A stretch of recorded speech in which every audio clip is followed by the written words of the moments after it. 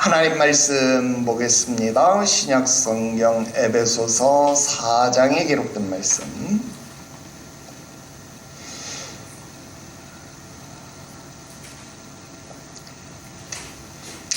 에베소서 4장 22절부터 24절까지 기록된 말씀. 우리 함께 한 목소리로 합독합니다. 읽어요. 시작. 너희는 유혹의 욕심을 따라 썩어져가는 구습을 따르는 옛사람을 벗어버리고 오직 너희의 심령이 새롭게 되어 하나님을 따라 의와 진리의 거룩함으로 지으심을 받은 새 사람을 입으라. 아멘. 할렐루야. 오늘 계속해서 철로역정 강독 해설 47번째 시간이 되겠습니다. 오늘 계속해서 유혹들 두 번째 말씀을 드립니다. 여러분 교재 198페이지 두 번째 단락부터 읽으면 되겠습니다. 우리 먼저 교재의 말씀 같이 읽고 중요한 부분들 체크하면서 강독해 나가도록 하겠습니다. 성실 씨의 대화부터 읽겠습니다. 읽어요. 시작. 제가 고난의 언덕이라고 부르는 곳에 기슭에 이르렀을 때 매우 늙은 노인을 만났습니다. 노인은 제가 무엇을 하는 자였으며 어디로 가는지 물었습니다. 저는 순례자이며 천성의 도시를 향해 가는 중이라고 대답했습니다. 그랬더니 노인은 너는 정직한 친구 같아 보이는데 내가 주는 삭스를 받으며 같이 살지 않겠느냐고 말했습니다. 그래서 저는 노인의 이름과 사는 곳을 물어보았습니다. 노인은 자신의 이름이 첫사람 아담이며 기만의 도시에 산다고 대답했습니다. 그래서 제가 다시 제가 할 일은 무엇이며 일한 것에 대해 얼마나 삭스를 줄 수 있습니까? 라고 물었습니다. 노인은 일은 많은 쾌락이며 삭스는 내 상속자가 되는 것이다 라고 대답했습니다. 그래서 저는 무슨 집에서 살며 다른 종들은 얼마나 있느냐고 더 물었습니다. 노인은 저에게 자신의 집에서는 세상에 맛있는 것들을 계속 먹을 수 있고 종들은 자기 자신의 자손들이라고 했습니다. 그리고 노인에게는 육신의 정욕, 안목의 정욕, 이생의 자랑이라는 딸이 있는데 제가 원한다면 그들 모두와 결혼해도 된다고 했습니다. 그래서 저는 저와 얼마나 오래 살기 원합니까? 라고 물었습니다. 그러자 그는 자기가 살아있는 한 같이 살아야 한다고 대답했습니다. 그래서 결국 노인과 당신은 어떻게 되었습니까? 그야 물론 처음에는 저 자신도 어느 정도 노인과 같이 가고자 하는 마음이 있었습니다. 노인이 매우 공정하게 말한다고 생각했기 때문입니다. 그러나 제가 노인과 이야기하고 있을 때 그의 이마에 그의 행위와 함께 옛사람을 벗어버리라고 쓰여 있는 것을 보았습니다. 그래서 다음에 어떻게 했습니까? 노인이 무슨 말을 해도 그가 나를 자신의 집으로 데리고 가서 종으로 팔아버릴 것이라는 생각이 내 마음에 불같이 일어났습니다. 그래서 저는 노인에게 말하지 말라고 했는데 왜냐하면 그의 집 근처에도 가고 싶지 않았기 때문입니다. 그러자 노인이 저에게 욕설을 퍼부으면서 저의 길을 방해하기 위해 사람을 뒤따라 보낼 것이라고 말했습니다. 제가 노인에게서 떠나려고 돌아서자 노인이 제 몸을 붙잡고 등을 세차게 잡아당겼는데 마치 제 몸이 떨어져 나가는 것 같았습니다. 그래서 저는 오라 나는 공고한 사람이로다 라고 소리쳤고 얼른 산으로 뛰어 올라갔습니다. 마침내 제가 산의 중턱에 즈음에 이르러서 뒤돌아보니 어떤 사람이 바람처럼 빠르게 저의 뒤를 따라오고 있었습니다. 결국 그는 바로 정자가 있는 부근에서 저를 따라잡았습니다. 그 정자요. 제가 쉬기 위해 앉았다가 잠에 빠져서 가슴에 간직했던 두루마리를 잃어버렸던 곳입니다. 선한 형제여, 제 말을 끝까지 들어보세요. 그 남자가 저를 따라잡자마자 내리치는 바람에 저는 죽은 자처럼 쓰러져 누워 있었습니다. 다시 정신을 차리고 나서 저는 그에게 나에게 왜 이러느냐고 물었습니다. 그는 내가 은밀히 첫 번째 아담에게 마음이 끌렸기 때문이라고 말했습니다. 이 말과 함께 그는 다시 내 가슴을 치명적으로 때렸고 저는 뒤로 자빠져서 죽은 자처럼 그의 발꿈치 밑에 누워 있었습니다. 그리고 다시 정신을 차린 후 그에게 자비를 베풀어 달라고 울부짖었습니다. 그러나 그는 자비를 베푸는 방법을 모른다면서 다시 저를 때려 눕혔습니다. 어떤 분이 다가와서 그를 만류하지 않았다면 그는 분명 저를 죽여버렸을 것입니다. 그를 만류한 사람은 누구입니까? 처음에는 알아보지 못했지만 그가 옆으로 지나갈 때 그는 그의 양손과 옆구리에 있는 구멍을 보았습니다. 그것을 보고 저는 그분이 주님이시라는 것을 알았습니다. 그래서 저는 언덕 위로 올라갈 수 있었습니다. 당신을 따라잡은 사람은 모세입니다. 그는 자신의 법을 어긴 이들에게 용서를 베푸는 방법을 모르며 결코 용서하지 않습니다. 저도 그것을 잘 알고 있습니다. 제가 그를 만난 것은 이번이 처음이 아닙니다. 제가 고향에서 편안히 살고 있을 때 그가 저에게 와서 말하기를 만약 제가 이곳에 계속 머문다면 우리 집을 모조리 태워버리겠다고 했습니다. 당신이 모세를 만났던 곳에서 언덕의 꼭대기에 있는 집을 보지 못했습니까? 예, 제가 그곳에 이르렀을 때 집 앞에 사자도 있었습니다.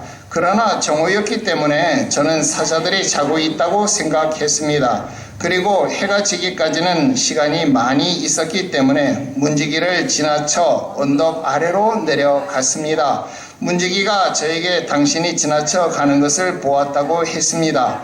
그러나 당신이 그 집을 방문했으면 좋을 뻔했습니다. 그렇다면 그들은 당신이 죽는 날까지 잊지 못할 보기 드문 진품을 보여주었을 것입니다.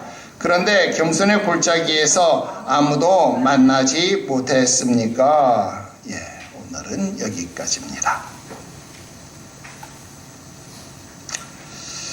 자, 다시 처음으로 돌아와서요. 자, 제가 무엇을 하는 자였으며 어디로 가는지를 물었습니다. 저는 순례자이면 천성의 도시를 향해 가는 중이라고 대답을 했습니다. 여기 밑줄을 그어보겠습니다. 자, 성경에서도 그랬고요. 여러분 이 사사기서에서 보면은 그런 내용들 많이 나왔죠. 나그네가 이렇게 지나는데 너는 어디를 향해서 가느냐 이런 질문들을 많이 했었잖아요. 우리 사사기 공부할 때 그 이야기 했던 거 여러분 다 기억나시죠? 성경에서도 그렇고 서양 문화권에서도 그렇고 이런 질문들이 자주 등장하는 것을 우리가 보게 돼요. 그런데 불교권 또 불교 문화권에서 그리고 이 동양 문화권에서는 이런 질문이 등장하기도 하지만 잘 등장하지를 않습니다. 왜 그럴까? 그 이유를 말하라고 한다면 인생, 삶을 바라보는 철학적 관점이 단선적 구조냐 아니면 윤회적 구조냐 거기에 차이가 있겠죠.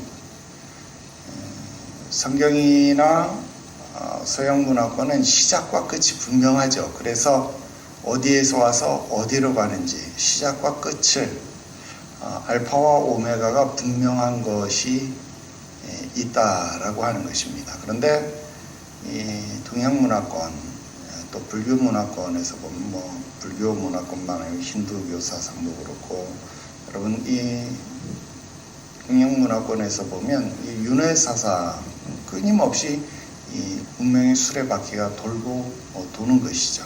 그러다 보니까 시작과 끝이 구분이 없는 것이다 라고 하는 겁니다. 그러니까 어디 와서 어디로 가는 것이냐라고 하는 질문은 그렇게 중요한 것이 되어지지 않는다라는 것입니다. 그럼에도 불구하고 서양이나 동양이나 또 모든 종교에서 우리의 삶을 가리켜서 일생이다, 한 번 사는 삶이다 그렇게 이야기를 하는 것은 공통되다라고 하는 겁니다. 그렇다고 한다면 어쨌든 우리가 70여 강건하면 80인 이 생애를 살아가는 동안에서라도 적어도 우리는 이 질문을 끊임없이 해야 되겠다라는 겁니다. 잠은 자답, 스스로에게 묻고 스스로가 이 질문에 대한 답을 해야 한다는 겁니다. 왜? 그래야 내가 어디로 가는지 길을 잃지 않고 또 그래야 내가 무엇 때문에 살아가는지 목적성을, 방향성을 잃지 않는 그런 삶을 살게 된다라는 것입니다. 자, 지금 우리가 공부하는 챕터가 유혹들에 대해서 이야기를 하고 있잖아요. 여러분, 지금 우리가 유혹이라고 하는 것을 말하고 있으니까 유혹하면 제일 먼저 떠오르는 게 뭐예요? 그냥 유혹, 그러니까 육체적인 유혹, 그러니까 그냥 흔히 생각하는 음란함, 음란을 제일 먼저 큰 유혹이다, 이렇게 여러분 떠올리기가 쉬울 수밖에 없죠. 그런데 여러분, 그렇다고 한다면 그건 너무나 좀 동물적이지 않습니까? 그죠? 여러분, 우리가 받는 유혹이 단순히 그런 감각적인, 육감적인 내용의 유혹만 있는 것이 아니다라는 거예요. 여러분, 우리가 받는 유혹이라고 한다면 그것은 우리들의 인생길에 있어서 방향성, 바른 방향, 어디로 가야 하는 것인가, 바른 방향성을 가지고 가야 하는데 그 방향을 흐트리는, 바른 방향으로 가지 못하게 하는 그 방향성을 흐트러버리는 유혹이 분명히 있다 하는 것입니다.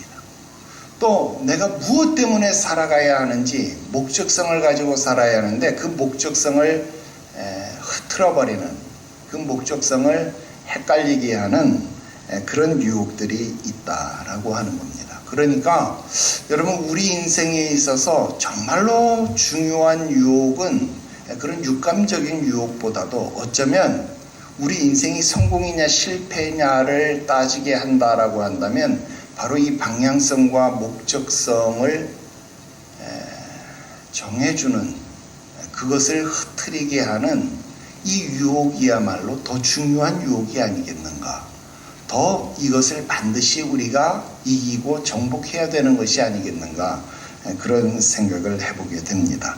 그렇다고 한다면 지금 오늘 우리가 배우는 이 두 번째 유혹이야말로 우리가 매우 유념해서 살펴봐야 할 주제가 될 것이다 라는 겁니다. 자, 특히나 지금 이 성실이라고 하는 사람, 이 성실 씨가 지금 이 질문을 하는 노인을 만난 곳이 어디입니까? 자, 우리 이 성실이라고 하는 사람이 이 노인을 만난 곳이 어디예요? 그러니까 이 유혹을 받는 곳이 어디예요? 고난의 언덕 그랬잖아요. 자, 고난의 언덕에 동그라미 치고요. 자, 우리가 이 질문을 어디서, 이 유혹을 어디서 받게 되느냐? 바로 고난의 언덕에서 이 유혹을 받게 된다라는 겁니다. 여러분, 누구나 고난이 닥쳐오게 되면요, 이런 질문들을, 이런 유혹들을 받게 된다 하는 거예요. 내가 왜 이렇게 살아야 되냐? 내가 꼭 이 길을 가야만 하냐? 내가 이 길을 가면 누가 알아주기라도 하냐? 무슨 보상이라도 해주냐? 여러분, 이런 유혹들이 생기기 마련이다. 평상시에는 이런 유혹 안 받아요. 왜? 주와 같이 길 가는 것 즐거운 일 아닌가? 우리 주님 걸어가신 발자취를 밟겠네. 한 걸음 한 걸음. 여러분, 기쁘고 즐겁게 찬송 부르면서 그 길을 걸어가요. 그런데 고난의 언덕에 이르르면 산기슭, 지금 그 고난의 언덕이 어디에서요? 기슭에 이르니까, 그 고난의 언덕에서도 기슭에 이르르니까 그 노인이 찾아왔다라는 거예요. 그 고난의 언덕 중에서도 힘든 부분에 오니까 여러분, 그 노인이 와서 나에게 말을 걸더라는, 너 어디로 가냐? 너 뭐 하는 사람이야? 여러분, 우리의 정체성을, 우리의 방향성을, 우리의 목적성을 묻는다라는 겁니다. 그리고 우리를 유혹한다라는 거예요. 자, 다음 단락이요. 노인은 자신의 이름이 첫사람 아담이다. 그리고 그 사는 곳이 기만의 도시에 산다. 그렇게 대답을 했습니다. 여기에 밑줄을 그읍시다. 자, 여기서 이 노인이라고 하는 말을 잘 새겨 들어야 됩니다. 여러분, 여기서 노인이라고 하는 말은, 여러분, 이 사람이 첫사람 아담이니까, 창세기에 나오는 아담이니까 노인이다, 그 말이 아니에요. 여러분, 여기서 노인이라고 하는 말은 무슨 말이냐면, 이 사람이 옛사람이다 라는 뜻입니다. 오래된 사람, 옛사람이다 라는 의미로서의 노인입니다. 지금 사람이 아니라 옛사람, 지나간 사람, 오래된 사람, 그래서 지금 노인으로 형상화된 것이다 라는 거예요. 그리고 지금 이 성실씨는 누굽니까? 뒤에서 보면 이 성실이라는 사람이 처음에는 몰랐지만 나중에는 그 사람을 말리는 사람을 보니까 예수님인 것을 알았다. 이 무슨 말이에요? 십자가 체험을 한 사람이라는 뜻이죠. 중생한 사람이다라는. 성실씨는 지금 어떤 사람이에요? 중생한 사람, 거듭난 사람이잖아요. 그러니까 지금 여기서 말하는 이 첫사람 아담이라고 하는 말은 여러분, 창세기서에 나오는 아담이 아니라 이 성실씨의 옛사람으로서의 아담, 그것을 이야기하는 것이다 라는 거예요. 그런데 여러분, 여기서 이렇게 첫사람 아담 이렇게 표현을 하니까 우리가 충분히 헷갈릴 수 있죠. 왜? 성경에 첫사람 아담, 또 뭐 둘째 아담은 예수 그리스도, 뭐 이런 표현들이 있기 때문에 첫사람 아담 이렇게 표현이 나오면 여러분, 마치 창세기서에 나온 아담 이렇게 생각을 하기 때문에 여러분들이 좀 헷갈릴 수 있어요. 물론 저와 여러분들이 아직 이 신약 성경을 한 번도 공부를 한 적이 없기 때문에 여러분들이 아직 이런 부분에 있어서 용어 정리가 되어지지 않았을 것입니다. 그러니까 여러분들이 이런 부분들이 이해가 어려울 수 있어요. 그런데 이건 지금 그렇게 창세기서에 나오는 아담을 말하는 것이 아니고, 성실씨가 중생한 그리스도인이었기 때문에 성실씨를 기점으로 놓고 본다면 노인이라는 말은 옛사람을 말하는 것이고, 여기서 성실씨를 기준으로 보았을 때 첫사람 아담은 거듭나지 못했던 옛 이전의 성실씨의 모습을 이야기하고 있는 아담, 그 이야기를 말하는 겁니다. 그러니까 성실씨의 거듭나기 이전에 육적인 삶, 그것도 어떤 삶이에요? 지금 이 첫사람 아담이 사는 곳이 어디라고요? 기만의 도시. 옛날 지금 우리 빨간 그 교재 두란노 번역판에서 보면 기만의 도시가 아니고 유혹의 도시, 그렇게 번역을 했어요.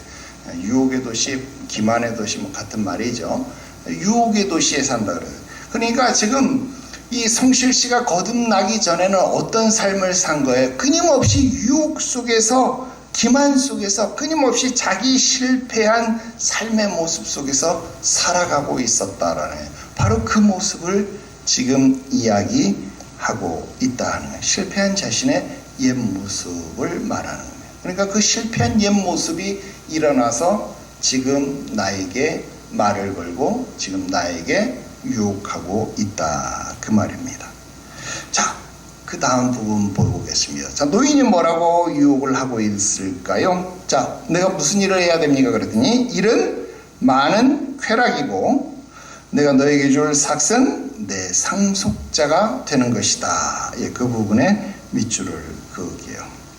자, 이것이 옛사람, 그러니까 노인, 첫사람 아담이 하는 유혹의 본질이다라는 겁니다. 그 쾌락이라고 하는 것은 뭡니까? 육신의 정욕, 안목의 정욕, 이생의 자랑이라고 하는 딸들, 그 딸들 모두와 결혼하고 또 이 노인이 죽을 때까지 같이 살아서 그 노인의 상속자가 되라 하는 겁니다. 자, 그런데 여러분, 이 노인의 상속자가 된다라고 하는 말은 무슨 말입니까? 너도 나처럼 노인이 되라 그 말입니다.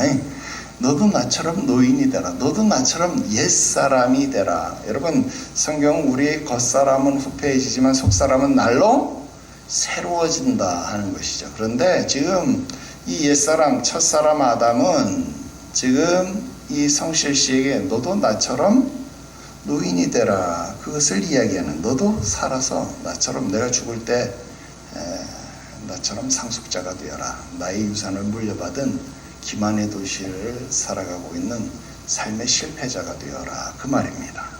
굉장히 안타까운 말이 되겠습니다. 자, 쭉 내려가세요. 처음에는 저 자신도 어느 정도 노인과 같이 가고자 하는 마음이 있었습니다. 왜냐? 노인이 매우 공정하게 말한다고 생각했기 때문입니다. 이 부분의 밑줄을 그읍시다. 자, 우리가 이런 유혹을 받았을 때에 우리 삶을 한번 생각해 보자 하는 거예요. 자, 다시 처음부터 다시 이야기해 볼게요. 고난의 언덕, 그것도 산기슭, 굉장히 고난 중에서도 힘든 부분에 처해 있을 때, 야, 너 이렇게 살면 누가 알아줘? 너 이렇게 산다고 누가 상이라도 주디? 너 왜 이렇게 사는 건데? 너 왜 이렇게 바보같이 살아? 이렇게 이야기하면서 우리에게 유혹하고 있을 때에, 여러분, 그 말을 들었을 때 우리는 그 유혹을 들었을 때 어떤 마음을 가지게 되느냐 하는 겁니다. 야, 너 도대체 지금 뭐하고 있냐? 너 왜 이렇게 됐어? 너 왜 이렇게 사는 건데? 너 어디로 갈 거야? 그러면 우리는 옛사람에게 뭐라고 대답합니까? 지금 이 노인이 물었을 때 성실히 대답한 것처럼 그렇게 말하는 거죠. 난 그저 예수 믿고 행복하게 잘 살고 싶었을 뿐이야. 나는 천국 가고 싶을 뿐이야. 그렇게 대답한다 이 말이에요. 그런데 옛사람 아담이 뭐라고 말해요? 야, 내가 보니까 너 정직하구나. 너 정직하구나. 그렇게 말해요. 야, 여러분, 옛사람이니까, 나의 과거를 너무나도 잘 알고 있는 사람이니까, 여러분, 옛사람은요, 나를 너무나도 잘 알고 있기 때문에 그렇게 말하는 거예요. 야, 너 참 정직하구나. 너 거짓말 싫어하잖아. 그런데 지금 너 뭐야? 야, 여기 어디냐? 고난의 언덕이야. 정신 차려. 너 이러려고 예수 믿었냐? 야, 예수 믿으면 복을 받아야지 팔 부러지냐?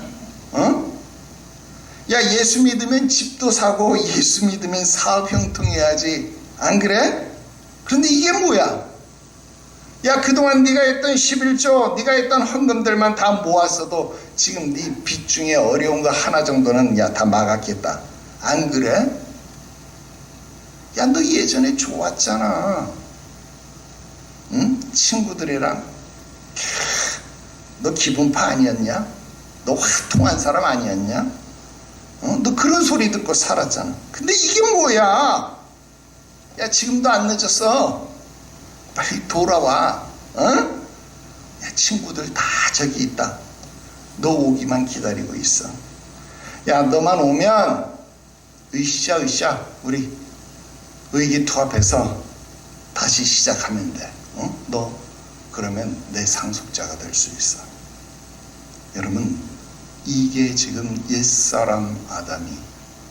옛사람이 나를 너무나도 잘 아니까 내 마음에 콕콕 박히는 말들만 지금 쭉 해준다는 거예요. 언제? 고난의 언덕을 통과하고 있을 때 그 말을 해주는 거예요. 그러니까 이런 말을 듣게 되면 여러분 어때요? 지금 성실 씨가 뭐라 그래요? 처음에는 같이 하려고 했어요. 왜? 그 말이 굉장히 공정하게 들렸다는 거예요. 굉장히 공정하게 들렸다라는 거예요. 그리고 굉장히 합리적으로 들린다라는 겁니다. 자, 그런데 그 밑에요. 그의 이마에 그의 행위와 함께 옛사람을 벗어버리라고 쓰여 있는 것을 보았습니다. 자, 정신을 차려야죠. 그렇습니다. 그 노인의 정체, 나에게 이야기하고 있는 그 정체를 알아야 된다는 거예요.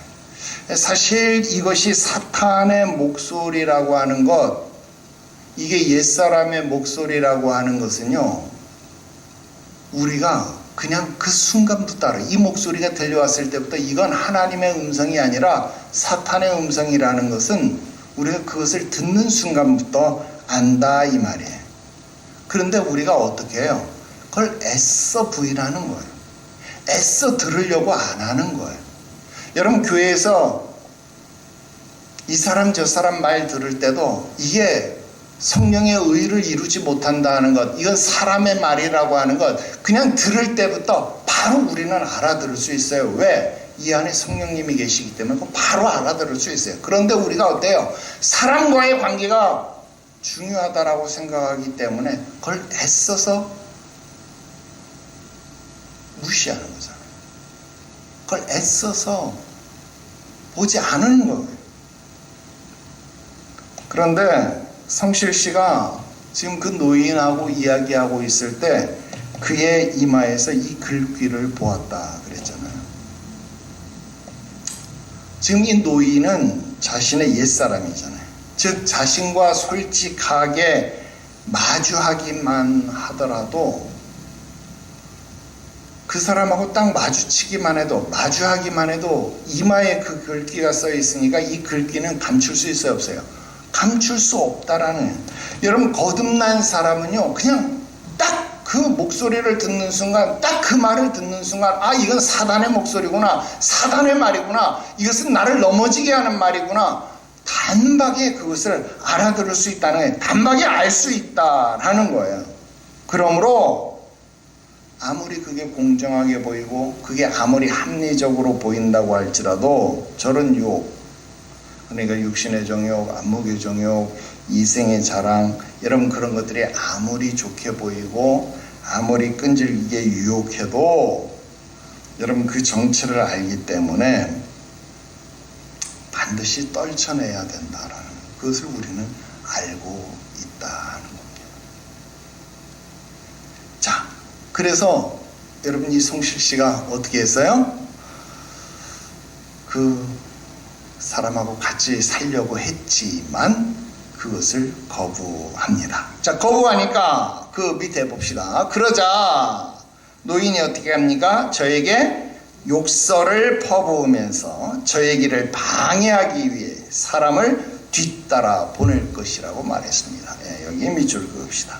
자, 지난 시간에 보니까 음녀의 유혹에서도 이랬죠.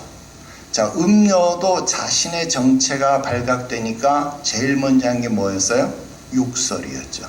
자, 지금 노인도 자신의 정체가 밝혀지니까 제일 먼저 하는 게 뭐예요? 본색을 드러내는 게 욕설을 한다 하는 거예요. 자, 오늘도 여러분들에게 분명하게 말씀을 드립니다. 여러분, 이런 욕설을 들을 때마다 여러분들은 오히려 기뻐하시면 됩니다. 그래서 성경도 그렇게 얘기해요. 너희가 고난을 당할 때마다, 환난을 당할 때마다 오히려 기뻐하고 즐거워하라. 왜? 하늘에서 너희의 상이 크민이라. 그렇게 말해요.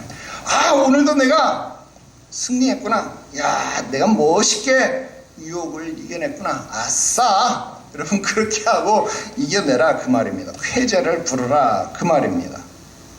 그런데 여러분, 그렇게 해서 이길 수 있으면 좋은데 그렇게 해서 끝나면 참 좋겠는데, 여러분, 옛사람의 유혹은요 그렇게 쉽게 끝나는 게 아니에요. 음녀의 유혹은 그렇게 해서 단호하게 거절하면, 도망치면, 옷이라도 벗어놓고 도망쳐버리면 여러분 거기서 끝날 수 있는데요, 옛사람의 유혹은 그렇게 쉽게 끝나지 않는다라는 거예요.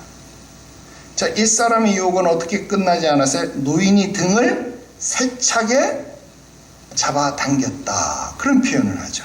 그러니까 성실 씨는 뭐라고 말합니까? 몸이 떨어져 나가는 것 같았다, 그렇게 표현을 하잖아요. 그래서 바울도 뭐라고 말합니까? 나는 오라, 나는 곤고한 사람이로다. 누가 이 사망의 몸에서 나를 건져낼까? 그렇게 말했던 것을 우리는 볼 수 있다는 겁니다. 여러분, 바울 같은 사람, 정말로 굉장한 사람도 이 옛사람의 구습, 이 옛사람의 유혹, 이 옛사람의 공격을 이겨내기가 결단코 쉽지 않았다라는 것입니다. 여러분, 우리가 이 땅 위에 살면서 이 옛사람의 공격을 이겨내는 게요, 정말로 쉽지 않다는 것입니다.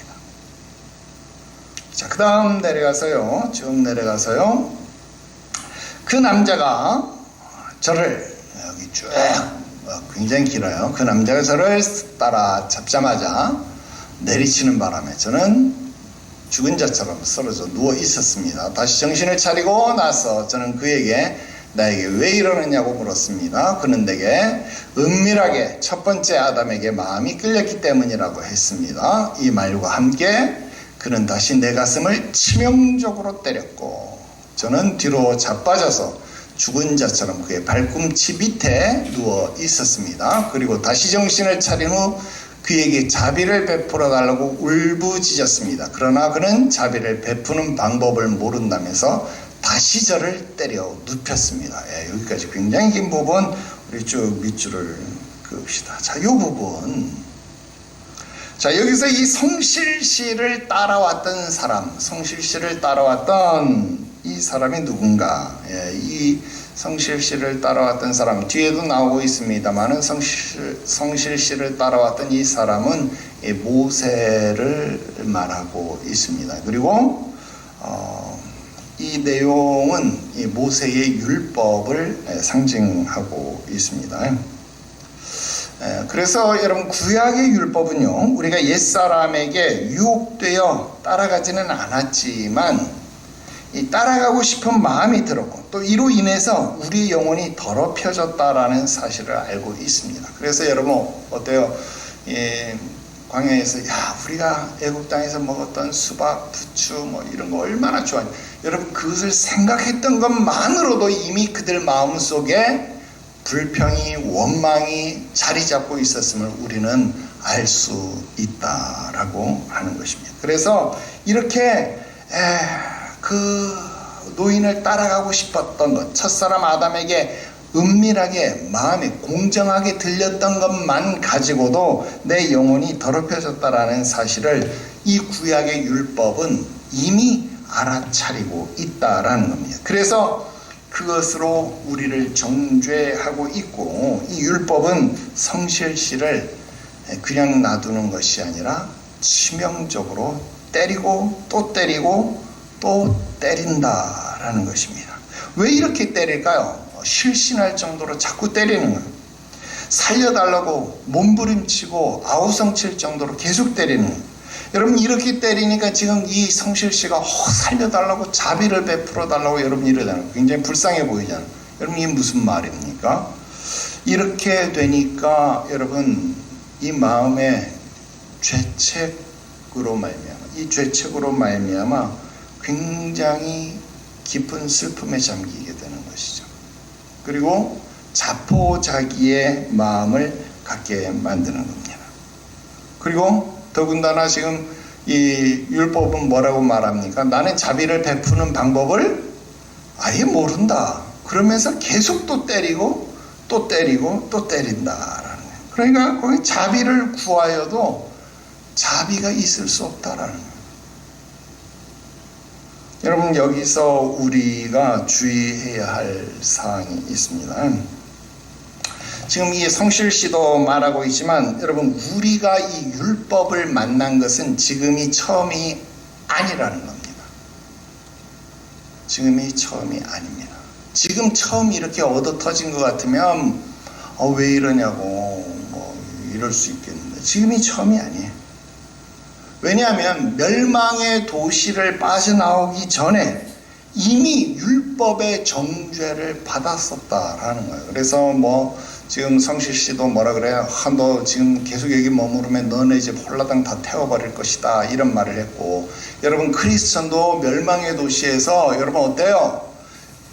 성경을 읽으면 읽을수록, 이 책을 읽으면 읽을수록 등에 있는 죄짐이 점점 무거워져서 도저히 견딜 수가 없었죠. 그 죄책이 너무나도 무거워져서 도저히 견딜 수 없어서 눈물로 밤을 지새우지 않으면 견딜 수 없었던 밤을 이 크리스천이 보냈었던 것을 우리는 기억하고 있다라는 겁니다.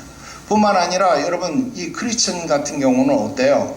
이 등에 있는 죄짐 때문에 절망의 수렁을 빠져나오고 난 다음에도 여러분, 세상 지혜자라는 사람이 나가서 너 왜 그거 지고 있어? 야, 저기 도덕마을로 가면 거기 율법주의자라는 선생이 있는데 그 율법주의자라는 선생이 그 짐을 내려줄 수 있어. 그 선생이 가봐. 그래서 여러분, 이 크리스찬이 순례길에서 벗어나서 도덕마을로 가잖아요. 그죠? 그 도덕마을로 갔다가 그 언덕이 자신의 머리 위로 쏟아져 내리는, 다 잊어먹었어요? 그 기억나죠? 언덕이 자신의 머리 위로 쏟아져 넘어오는 것 같은 그런 그 무서움, 그 두려움을 경험하고 다시 전도자의 충고를 듣고 다시 돌아왔던 그런 내용들을 우리는 보고 기억하고 있다라고 하는 겁니다.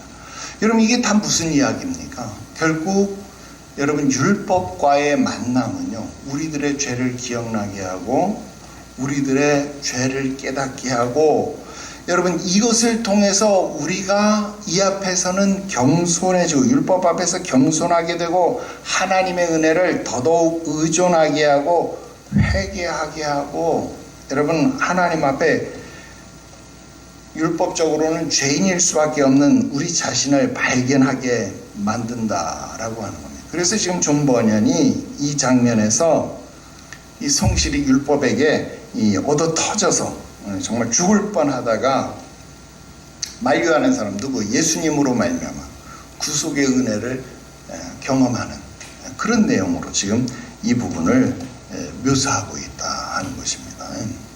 그래서 여러분, 이 율법이라고 하는 것이 지금 뭐 여기서 막 사람 때려서 죽여가고 있으니까 율법이 막 나쁜 것이냐? 여러분, 율법은 결코 우리가 다른 성경 공부에서도 본 것이지만 율법 그 자체로서 결코 악이 아니다라는 거예요. 모세의 율법이 우리에게 악한 존재가 결단코 아니죠.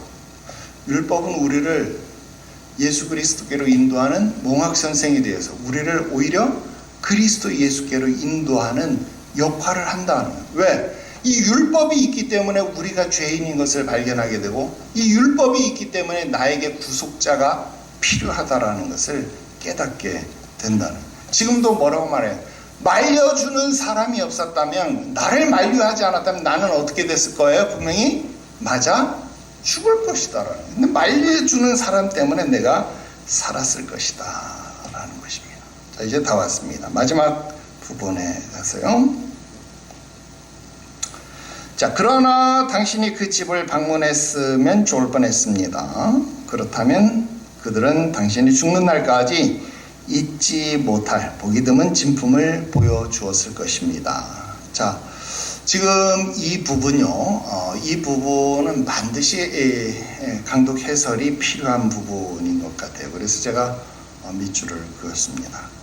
자, 지금 우리가 앞에서 이 성실씨를 만나기 전에 크리스천이 이 부분을 통과했을 때에 이 언덕 위에 있는 아름다운 집, 거기서는 아름다운 궁전이라고 표현이 됐었는데, 언덕 위에 있는 아름다운 궁전을 공부할 때 언덕 위에 있는 아름다운 궁전을 뭐라고 우리가 배웠어요? 교회다. 그렇게 공부를 했죠. 기억납니까? 예, 언덕 위에 아름다운 집, 아름다운 궁전은 교회다. 그렇게 이야기를 했고, 그 교회의 문지기는 교회의 직원이다. 그런 이야기했고, 거기에 있는 처녀들도 교회의 직원들이다. 그런 이야기를 했어요. 그래서 그 직원들이 성찬, 주의 만찬에 참여하기까지 끊임없이 확인하는 질문들을 통해서 교회의 정회원이 되기까지의 과정에 대해서 자세하게 여러분들에게 공부를 시켰습니다. 자, 그런데 지금 여기에서 보면 이 성실씨는 뭐라고 이야기를 해요? 그 아름다운 집을 그냥 지나쳐 버리잖아요. 그죠? 자, 그러면 우리가 얼핏 생각하게 되면 지금 이 성실씨는 교회를 안 다니고 교회도 안 다니고 그냥 교회를 휙 지나쳐 버린 것처럼 우리가 생각할 수 있잖아요. 자, 여기서 보면 뭐라고 얘기해? 성실씨는 해가 아직 지기까지 시간이 많이 있었기 때문에 그냥 바로 겸손의 골짜기로 내려갔다. 그리고 문지기도 지나쳤다. 사자들도 낮이었기 때문에 잠을 자고 있었다. 그러니까 뭐 아무런 어려움이 없었다. 그러니까 그냥 거기를 지나쳤다. 뭐 이렇게 이야기를 했어요. 자, 그러니까 우리는 지금 생각할 때 앞에서 여기는 교회라고 이야기했는데 그럼 성실 씨는 지금 교회에 등록하지도 않고 바로 겸손의 골짜기로 내려갔단 말인가? 여러분 그런 생각했을 거 아니에요. 왜? 지금 이 크리스찬도 그렇게 얘기하잖아요. 당신이 거기 들어가야 좋을 뻔했어요. 왜? 거기 들어갔으면 당신이 평생 잊지 못할 진귀한 진품, 하나님의 전신 갑주를 당신도 받았을 것인데 이 말을 했으니까, 그러면 지금 성실 씨는 하나님의 전신갑주도 안 입은 사람처럼 보여질 것이고, 여러분 그렇게 생각이 되지 않겠어요? 충분히 우리가 그렇게 오해할 만하다 하는 겁니다. 자, 그러나 그렇지 않다 하는 겁니다. 지금 이 작품은요, 이 하나의 문학 작품화한 내용에 지나지 않는다 하는 겁니다. 그러니까 각각의 코스, 각각의 컨셉들이 어떤 이 교훈을 주기 위한 내용이지, 그것이 뭐 일련의 프로세스처럼 이것을 반드시 지나고 통과해야만 되는 어떤 그런 과정으로서 그려지는, 물론 그런 이 큰 매핑도, 그러니까 지도도 되어져 있기는 합니다만은 어떤 그런 꼭 이 부분은 통과해야 되는 그런 내용으로 우리가 이해해서는 안 된다라는 거예요. 왜? 여러분 그렇게 따진다라고 한다면 우리가 어떻게 이야기를 해야 돼? 우리가 그 고난의 언덕을 공부할 때 거기에 보면 이 처음 고난의 언덕 출발하기 전에도 보면 샘물, 웅덩이, 샘물이 있었고, 그 샘물이 중간중간에 이 고난의 언덕을 올라가는 그 중간중간에 샘물이 있었다. 근데 그 샘물도 뭐라고 이야기했어요? 교회를 통해서 여러분 광야 생활에서 엘림과 같은 교회다, 그런 이야기예요. 교회를 통해서 주시는 생수의 은혜다, 우리 그런 이야기했어요. 그리고 그 고난의 언덕 위에 있었던 정자, 그 정자도 뭐라고 이야기했어요? 우리는 교회다. 그래서 솔로몬 행각과 같은 정자와 같은 그런 교회다, 우리 그런 이야기했어요. 그러면 여러분 신앙 여정이라고 하는 것이 이 교회 저 교회를 막 옮겨 다니라, 여러분 그런 이야기를 하는 거예요. 여러분 결코 우리에게 그런 가르침을 주려고 철로 역정이 그려져 있는 것이 아니다라는 거예요. 그렇다고 한다면 지금 무슨 말일까요? 지금 우리가 앞에서 공부했던 내용, 그러니까 달콤한 대화라고 하는 주제에서 이야기했던 것처럼 이 달콤한 대화가 주는 유익함을 말하면서 그것을 우리가 각자의 경험이다라고 이야기를 했잖아요. 그런 것처럼 은혜의 경험은 결코 동일하지 않다라고 하는 겁니다. 그렇기 때문에 유사한 부분도 있어요. 거의 은혜의 부분은 뭐 십자가의 체험이라는 중생이라고 하는 것과 뭐 고난의 과정, 고난의 언덕을 통과해야 되는 부분이라거나, 여러분 사망의 음침한 골짜기 또는 이 겸손의 골짜기를 통과해야 되는 이런 부분들, 이런 일련의 과정들은 아까 매핑이라고 이야기했던 그런 일련의 과정들은 어느 정도 유사할 수는 있다라는 겁니다. 그러나 분명 거기에는 다른 부분도 있다라고 하는 거예요. 여러분 신앙생활이 똑같아야 된다면 여러분도 기름솥에 들어갔다 와야 되고, 여러분도 안병 걸었다 와야 되고, 나도 팔 한번 부러지고 수술 받아야 되고, 여러분 그래야 되는 거예요? 여러분 그런 것이 아니다라고 하는 겁니다. 그러므로 나와 다르다고 다른 사람을 폄훼하거나 비판할 필요가 없고, 저 사람이 저렇게 고난을 당한다고, 아이고 저 사람 얼마나 죄를 많이 지었으면 세상에 기름솥에서 들어갔다 와, 아이고 세상에 암병에도 걸렸어, 얼마나 죄를 많이 지었으면, 여러분 그렇게 말해서 되는 것이 아니다라고 하는 겁니다. 오히려 여러분 저 사람이 나와 다른 부분이 있기 때문에 어떤 거예요? 서로 다른 부분이기 때문에 너와 내가 지체가 되어서 그리스도의 몸을 이루는 진정한 우주적 교회로, 코스모스의 교회로 우리가 연합되어져 가는 것이다 라고 하는 것을 여러분들이 깨달을 수 있게 되기를 주 예수의 이름으로 축원합니다. 오늘은 여기까지 공부를 했습니다. 기도드립시다. 거룩하신 하나님 아버지, 우리의 신앙생활 여정 가운데 수많은 유혹들이 있음을 알게 됩니다. 우리의 방향, 우리의 목적마저도 헷갈리게 하고 어두워 보지 못하게 하는 악하고 더러운 술책에 알면서도 속아 넘어가는 어리석음이 더 이상 있지 않게 하시옵소서. 깨어 근신하게 하시옵시고 삼가 선줄로 생각하는 자는 넘어질까를 주의하며 오늘 이 신앙의 여정 한 발자국 한 발자국을 조심스럽게 걸어가는 우리 모두 되게 하시옵소서. 이 신앙생활의 경험이 켜켜이 쌓이고 쌓여서 우리 자녀들에게 바른 지도를 제시할 수 있게 하여 주옵시고 함께 손붙잡아 저 천국에 이르게 하시옵소서. 거룩하신 구주 예수님의 이름으로 기도드리옵나이다. 아멘.